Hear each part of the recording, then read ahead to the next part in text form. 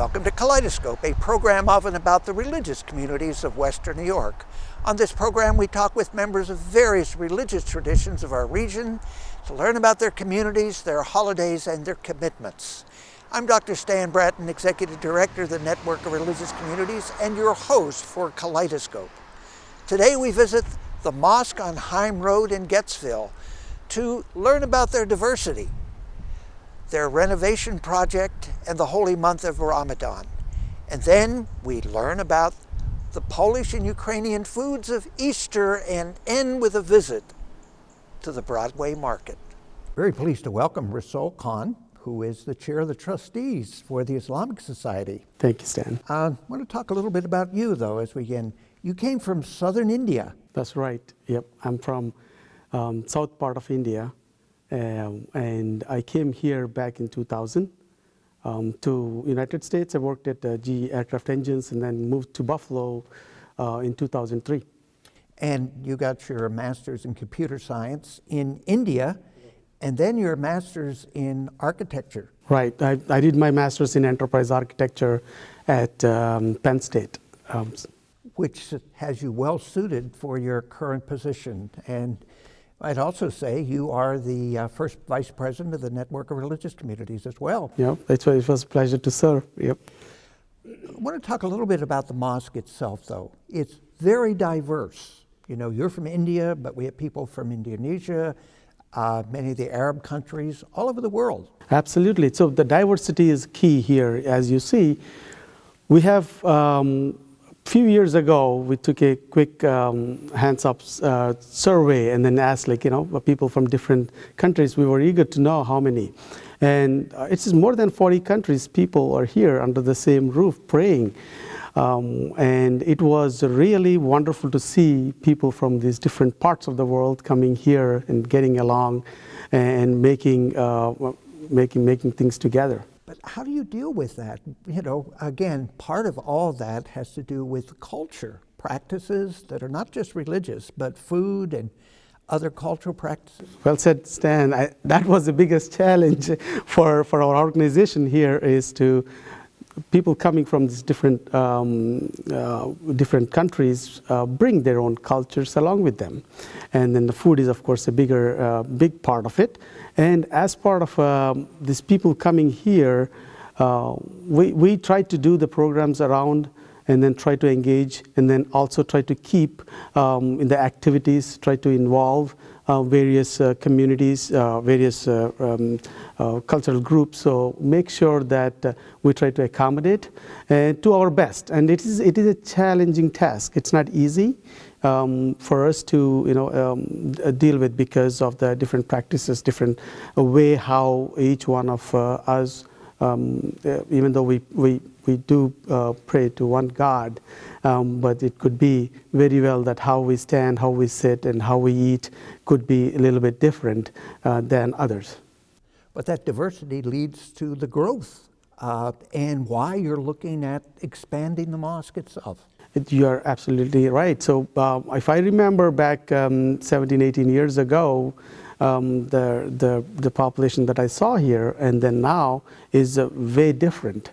There's more, the diversity increased, and from the different parts of the world, different people bring a value, different good things that comes to our community here.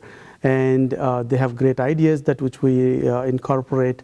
We have very smart people coming here, and it was a real asset, I would say. Diversity is an asset for us.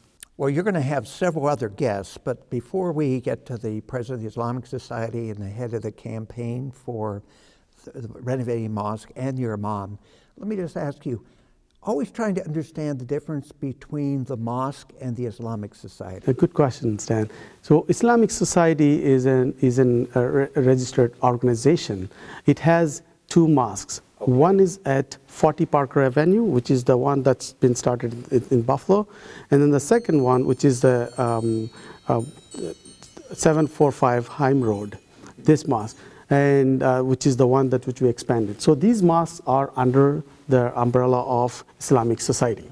Well, thank you. And we're going to look forward to your talking to some guests of your own for this section. Thank you for the opportunity. Thank you. Thank you. Assalamu alaikum, Brother Azhar Hussain. You are the newly elected president of Islamic Society. Welcome to Kaleidoscope. With the new board, how are you planning our new mosque opening, and also the Ramadan's coming around the corner? Thank you very much, Brother Rasul. It's a pleasure being here with Kaleidoscope. So we have various committees. We're well equipped. Our board is equipped with different aspects of reopening the masjid, with maintaining social distancing, following the existing protocols for COVID-19. And we have different committees that will undertake education for elders, for adults, for children. We have committees that are going to be managing the day-to-day affairs of the masjid, of the mosque. We have committees that will do social outreach throughout the month of Ramadan. So we're in a good position to reopen the mosque and welcome Ramadan with open arms and everything that the blessed month of Ramadan brings to the community. And you have the registration process as well for contact tracing. Can you elaborate? So for contact trace purposes and the COVID pandemic that we're experiencing, we've developed a registration process where individuals need to register and they're pre-selected prior to arrival. Unfortunately, and basically if they're registered, then they're allowed entry. So that way we can maintain a list and we know who's attending the facility. And God forbid anybody gets sick, then we do have that information in order to follow trace contact purposes. Thank you very much, Brother Azhar. All the best for you and your team.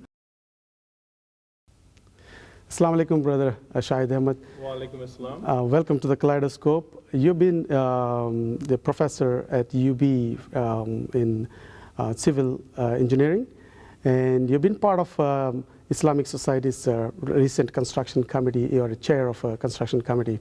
And also you've been in the past, you are here when the original mosque construction was going on. So would you like to give some history? Yeah, sure. Islamic Society was founded in Buffalo in 1971, and we started with the Parker Masjid. I was not here at that time. This land was purchased, the one where we have the Islamic Center, in 1977. 1991, the construction started, and the first Eid prayer we did here was 1994. I was one of the members of that construction committee. Brother Khalid Qazi was the chair of that committee. So in recent years, we have run into a little bit of issue with the space, also not having a private and separate space for our sisters, women. And we started thinking about this maybe 10, 15 years ago. 1996, we put together a proposal, went to the town's planning department. It took almost a year and a half to get approval. The construction started in October of 2019. Then came along COVID last year, so it was closed for a while. And it's almost finished. And when it's finished, the capacity will be twice of what it was before. And it will provide a separate space for women upstairs.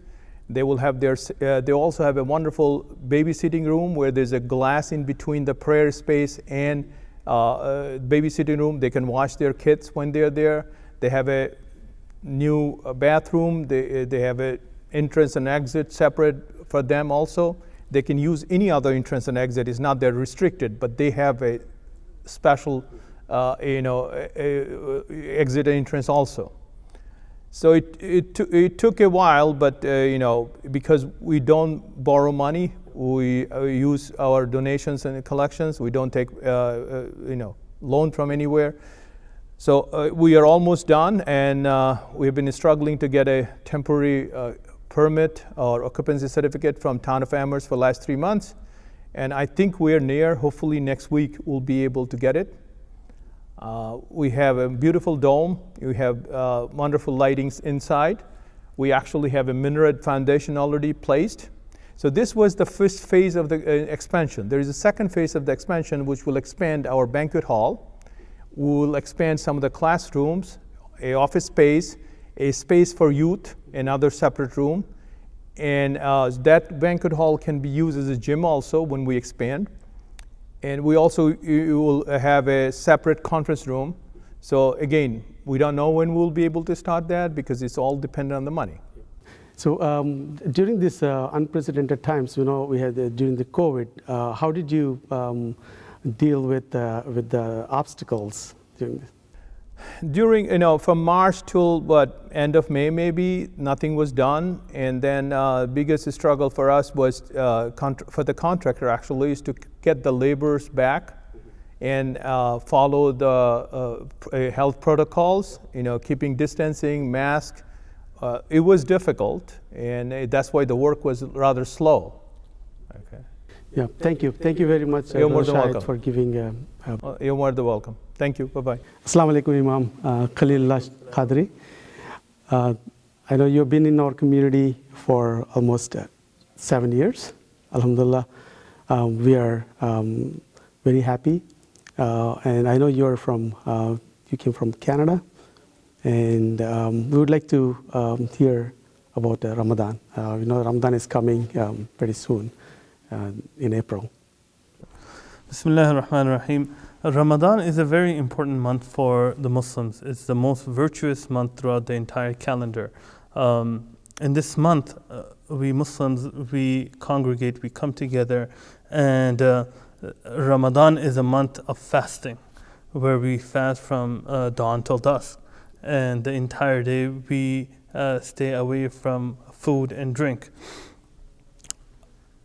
Along with that, this month is also known as the month of charity, where Muslims, we take out 2.5% of our savings and we give that to the people who are in need. This month is also known to be the month of the Quran. This was the month in which the Quran was revealed. So through the nights of Ramadan, we congregate in our mosque and we listen to the recitation of the Quran.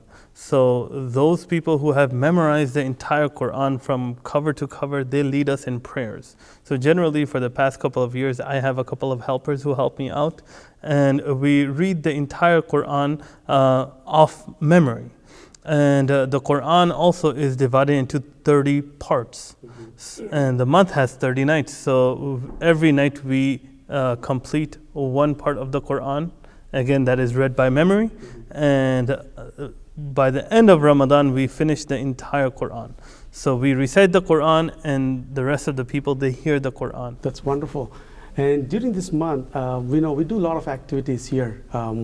Would you like to elaborate a little bit about the activities that we do? Absolutely. The month of Ramadan is also the month of compassionate. The reason why we go through this exercise of fasting is the first is for spiritual gains. But apart from that, it also trains us not only to think, but also to feel for those who are less fortunate than us, people around the globe who may not have sufficient food or water. And just in this country, the United States, the number of people who suffer starvation is 42 million. And out of that, 13 million children, they face starvation. So it's not only starving yourself, rather it is done to feel for the people who are less fortunate. Along with that, it also it has a lot of health benefits. It helps us work on our relationship with food. When you stay away from food, your body is basically being detoxed, and it basically cleans up from within. And after Ramadan, you end up losing a couple of pounds as well. So along with food drives that we do, we also distribute a lot of money. So like I said, the month of charity, Muslims are required to take 2.5% of their savings and distribute it amongst people for their basic necessities. So we just did this expansion of about approximately $2 million. All of that money was collected after that 2.5%. 2.5% is the bare minimum, and it has to go to families in need. It cannot be used to pay the building's expenses. It has to be used for people. So those are some of the activities that we do in the month of Ramadan. Thank you very much, Imam, for for your nice words, and then thank you